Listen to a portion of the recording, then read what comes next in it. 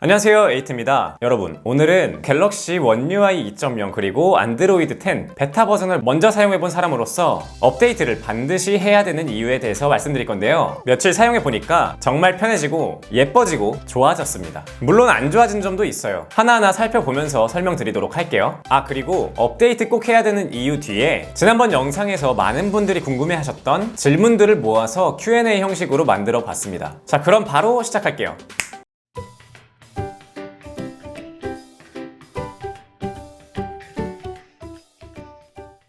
꼭 업데이트를 해야 되는 이유를 시작하기 전에 단점 한 가지만 먼저 말씀드리고 갈게요. 자, 지금까지 사용해보면서 느낀 단점은 바로 이거 하나인데요.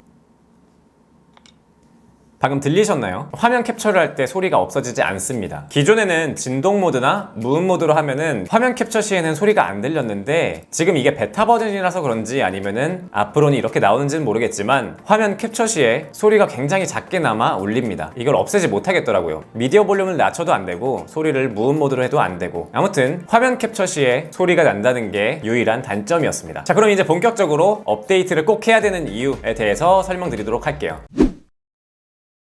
자, 첫 번째로는 바로 다크모드의 강화예요. 지난번 영상에서 말씀드린 다크모드, 거기에 추가적으로 배경화면까지 다크모드가 적용이 된다 라고 말씀을 드렸는데 한 가지가 더 생겼더라고요. 개발자 옵션 들어가는 방법 다들 아시죠? 휴대전화 정보, 그리고 소프트웨어 정보, 그 다음에 빌드 번호를 7번 연타하면은 개발자 모드가 자동으로 생기게 됩니다. 개발자 옵션으로 들어가서 아래로 쭉 내리면 다크모드 강제 적용이라고 있어요. 이때에는 다크모드가 완전히 지원되지 않는 앱에도 강제로 적용이 된다고 적혀 있네요. 예를 들어서 네이버 카페를 들어간다거나 아니면 네이버 웹툰 등 전부 다크 모드가 적용이 되는 걸 볼 수 있는데요. 그런데 다만 네이버의 경우에는 이 메인 화면은 잘 잡히지가 않습니다. 그리고 이렇게 옵션 화면으로 들어가면은 잡히긴 잡혀요. 추가적으로 다른 어플도 한번 켜볼게요. 티맵 대중교통 어플 같은 경우에는 다크 모드가 적용이 돼요. 근데 이게 아무래도 강제로 다크 모드를 적용하다 보니까 완벽하게 수행되는 기능이 아니에요. 예를 들어서 이렇게 화면에 보시면 상단바에 알림이나 시간이 안 보이죠? 그리고 카카오톡 같은 경우에도 마찬가지입니다. 카카오톡도 다크모드가 적용이 되는데 상단바에 시간이나 알람이 안 나오고 아래에 있는 채팅창, 친구 목록, 그리고 샵 버튼 이런 게 안 보이게 됩니다. 한마디로 조금 불안정하게 다크모드를 강제로 적용시키는 거예요. 그리고 두 번째로는 꺼진 화면에서 배터리 충전 정보를 삭제할 수가 있습니다. 기존에는 배터리 충전 표시를 삭제할 수가 없어서 번인 현상이 조금 걱정이 됐었는데 이제는 이 표시를 끌 수 있는 설정이 나왔어요. 설정에 들어가서 디스플레이, 충전 정보 표시 이거를 꺼주게 되면 되는데요. 켜게 된다면 기존과 똑같이 충전 정보를 표시하는 거고, 이거를 비활성화한다면 화면이 꺼져 있을 때 충전 표시가 없어지게 할 수 있습니다. 다만 여기에서 조금 아쉬웠던 부분은 Always On 디스플레이 사용할 때에는 충전 표시가 계속 살아있더라고요. 이게 베타 모드여서 그런 건지 아니면 앞으로 이렇게 적용이 될 건지는 모르겠지만 저 같은 경우에는 베타 테스터로서 Always On 디스플레이에서 시간이 둥둥 떠다니는 것처럼 충전 표시도 둥둥 떠다니게 해달라, 아니면 아예 AOD 사용 시에도 이 충전 표시를 삭제할 수 있는 기능을 만들어 달라 라고 건의를 한 상태입니다. 이것도 적용되면 좋겠네요.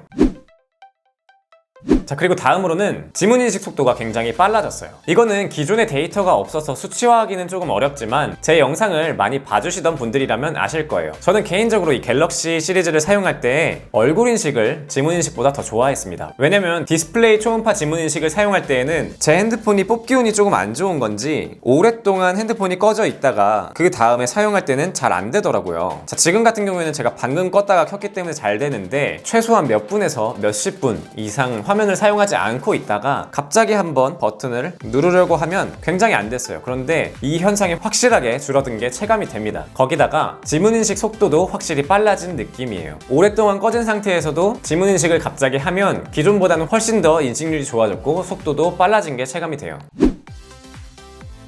다음으로는 보안 기능의 강화예요. 옆 동네에 사과집과 비교해서 항상 거론되는 게 바로 이 보안인데 보안 기능이 상당히 강화되었다는 게 느껴집니다. 설정에서 생체 인식 및 보안, 그리고 얼굴 인식으로 들어가게 되면 눈 뜨고 있을 때만 인식이라는 기능이 들어갔는데 이 기능 같은 경우에는 사실 여기 빠른 인식을 끄면 눈을 감았을 때는 인식이 안 되게 할 수가 있었어요. 이렇게. 그런데 이게 빠른 인식을 끄고 눈 뜨고 있을 때만 인식을 켜게 된다면 기존에 있던 얼굴 인식을 조금 더 보안이 높아진 상태로 사용을 할 수가 있는 거예요. 예를 들어서 제가 화면을 껐을 때 눈을 감고서 있다가 눈을 뜨면 그제서야 인식이 됩니다. 기존보다 조금 더 강화된 얼굴 인식을 할 수가 있고요. 거기다가 추가로 위치 설정 같은 경우에는 앱 권한에서 이렇게 항상 허용되는 어플도 있고, 추가적으로 어플을 사용 중에만 허용할 수 있는 옵션도 생겼습니다. 그 외에도 어떨 때 보면 핸드폰을 껐다 킨 게 아닌데도 생체 인식이 인식되지 않고 패턴이나 이 핀 번호를 입력해야만 홈화면으로 들어갈 수 있는 설정이 있었죠. 그런데 그 주기가 더 빨라졌습니다. 번거롭기는 하지만 더 보안이 강화되었다는 점을 느낄 수 있는 부분이에요.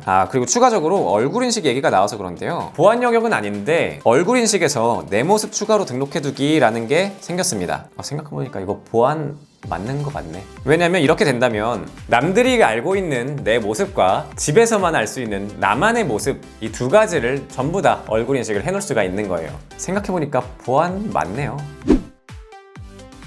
자, 그리고 다음으로는 제스처 그리고 애니메이션 기능의 강화예요. 설정에서 내비게이션 바를 꾹 눌러주고 화면 제스처를 사용하게 된다면 옵션 더보기가 나오거든요. 이때 아래에서 위로라는 설정을 하게 된다면 기존의 제스처와 같은 제스처를 사용할 수 있는데, 여기서 새로 생긴 여러 방향으로라는 설정을 하게 된다면 하단에는 홈 버튼, 그리고 좌우에서는 스와이프를 통한 뒤로 가기를 사용할 수가 있습니다. 뒤로 가기 제스처 민감도도 설정이 가능하고요. 이뿐만이 아니라 설정에서 유용한 기능, 그 다음에 한 손 조작 모드, 여기를 켜주게 된다면 제스처나 버튼 두 번 클릭을 통해서 한 손 모드로 들어가는 게 굉장히 편리해졌습니다. 화면 전체가 작아져서 이 모드로 계속해서 사용할 수가 있어요. 거기다가 크기를 조절할 수도 있습니다. 추가적으로 좌우 모두 설정이 가능하고요.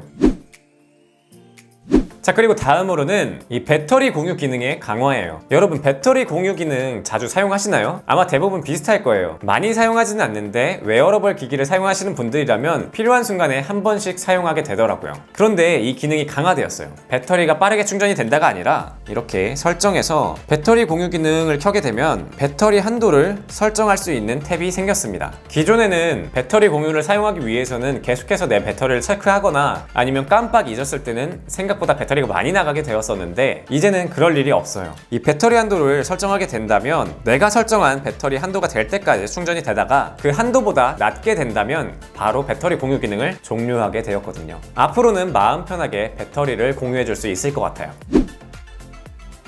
이제 추가적으로 기타 등등의 유용하게 바뀐 기능들을 살펴보면, 일단 첫 번째로 내 파일에서 휴지통 기능이 생겼습니다. 그리고 추가적으로 기본 어플의 연락처에서도 휴지통 기능이 생겼어요. 자, 이렇게 된다면 휴지통을 통해서 실수로 삭제를 했을 때 빠르게 복구가 가능하겠죠. 연락처 휴지통 같은 경우에는 이렇게 사용할 수도 있을 것 같아요. 요즘에 많은 분들이 알고 계시는 카톡 프로필 차단, 이 방법을 사용할 때에는 번호를 삭제해야 되는 경우가 있잖아요. 그럴 때 다시 복구를 해야 되는 상황이라면 이제는 따로 적어두지 않아도 잠깐 삭제를 한 후에 확인을 하고 복구를 할 수가 있어요. 그런데 만약에 차단이 되었다면 굳이 복구할 필요 주로. 추가적으로 핸드폰 스피커의 밸런스가 조절되었다고 해요. 기존에는 상단과 하단의 볼륨 차이가 있어서 상단이 조금 더 작고 하단 스피커가 더 컸는데, 이제는 이 상단 스피커를 하단 스피커에 맞춰서 볼륨도 조금 커지고 밸런스도 더 좋아졌다고 합니다. 기존의 스피커와 지금의 업데이트된 스피커, 이 두 가지를 실험할 수 없는 상황이라서 차이를 느끼진 못했지만 기존과 동일하게 굉장히 만족하면서 사용하고 있습니다. 그리고 마지막으로 지난번 영상에서 김건희 님께서 영상에 댓글을 달아주셨는데 그래픽 성능이 좋아졌다고 해요. 3D 마크 점수 기준으로 4300점에서 5200점으로 약 20% 정도 성능이 좋아졌다고 합니다. 자, 여러분, 지금부터는 지난번 영상에서 많이 질문해 주셨던 내용들을 모아서 Q&A를 만들어 보았습니다. 자, 먼저 첫 번째로는 제 핸드폰도 업데이트 지원하나요? 이 질문이 가장 많았는데 갤럭시 9부터는 확정이라고 하고 그 이전 모델에 대해서는 알려진 바가 없습니다. 다만 여러 가지 정보들을 참고했을 때 삼성의 갤럭시 같은 경우에는 보통 2회 정도 큰 업데이트를 지원해 준다고 해요. 그렇기 때문에 대략적으로 본인의 핸드폰 업데이트가 될지 말지를 예상해 볼 수가 있습니다. 그리고 두 번째 질문으로는 가로 모드일 때, 예를 들어서 유튜브 시청 시에는 화면 제스처는 어떻게 사용하나요? 좌우 스와이프 기능은 스피커 쪽에 있나요? 아니면은 여기 양쪽 사이드에 있나요? 라는 질문이었는데요. 그 답은 바로 스피커 부분입니다. 자, 바로 보여드릴게요. 이렇게 가로 모드가 되었을 때는 가로 모드 기준으로 좌우 스와이프가 가능하고, 스와이프 기능을 사용할 때에는 한 번 제스처를 통해서 상단바를 내려주고 그 다음 바로 이어서 뒤로 가기를 사용할 수가 있어요. 홈 버튼 같은 경우에도 마찬가지인데 한 번 아래에서 위로 끌어올려서 홈 버튼을 활성화시키고 그 다음에 바로 이어서 홈으로 나갈 수가 있어요. 두 번 연속으로 제스처를 해줘야 되기 때문에 조금은 불편한 게 있더라고요. 그리고 다음 질문으로는 안드로이드 10 버전에서 통화 녹음이 가능한가요? 라는 질문인데 제 대답은 가능합니다예요. 제가 오늘 13일 기준으로 전화를 해봤는데 기본 전화 어플을 사용했을 때는 통화 녹음이 가능했습니다. 그런데 T전화를 사용했을 때는 통화 녹음이 안 되더라고요. 안드로이드 버전이 업데이트 되면서 통화 녹음이 삭제될 수가 있다라는 정보를 들었었는데 이게 베타 버전이라서 그런지는 모르겠지만 아직까지는 지원을 하더라고요. 자, 그리고 다음으로는 굿락 사용 가능한가요? 라는 질문이었는데 이 부분은 아쉽게도 베타 버전에서는 아직 사용이 불가능합니다. 일부 사용 가능한 것도 있지만 이렇게 언플러그드라고 나와서 많은 부분 사용을 못해요. 굿락을 좋아하는 유저로서 빨리 적용이 되었으면 좋겠네요. 자, 그리고 다음으로는 스와이프 기능과 엣지 패널 기능 동시에 사용 가능한가요? 라는 질문이었는데 정답은 YES입니다. 지금 보이시는 것처럼 이쪽에 엣지 패널이 있는데 엣지 패널 부분을 스와이프하면 기존의 엣지 패널을 그대로 사용할 수가 있고 이 외의 부분, 이 아래쪽이나 이 위쪽 전부 다 좌우 스와이프가 가능합니다. 그리고 다음 질문은 제스처 사용 시에 홈 화면에서 삼성페이 사용 가능한가요? 라는 질문인데 이거는 사실 기존에도 그랬고 원래 사용이 가능합니다.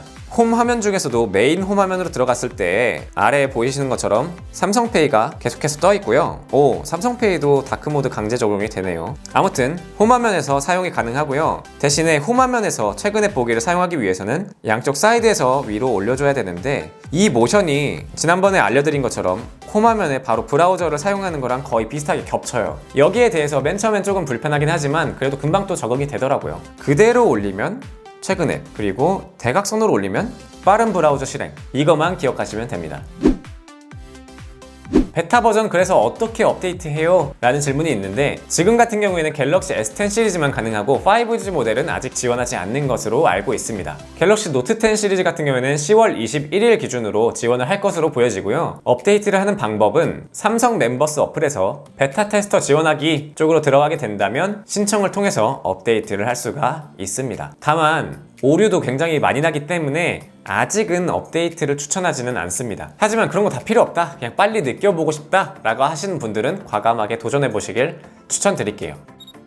여러분, 이렇게 One UI 2.0 그리고 안드로이드 10 업데이트 해야 되는 이유, 그리고 업데이트에 대해서 궁금한 점에 대해서 풀어봤는데요. 어떤 거 같나요? 저는 전반적으로 굉장히 만족해요. 제스처나 화면 전환이 굉장히 예뻐졌고 거기다가 다양한 기능들이 디테일하게 설정이 가능한 게 굉장히 만족스러웠어요. 빨리 정식 버전이 나와서 오류도 없는 상태로 나왔으면 좋겠네요. 자, 여러분, 이번 영상은 여기까지고요. 제 영상이 도움이 되셨거나 에이트를 더 보고 싶다 하시는 분들은 좋아요와 구독 부탁드립니다. 감사합니다.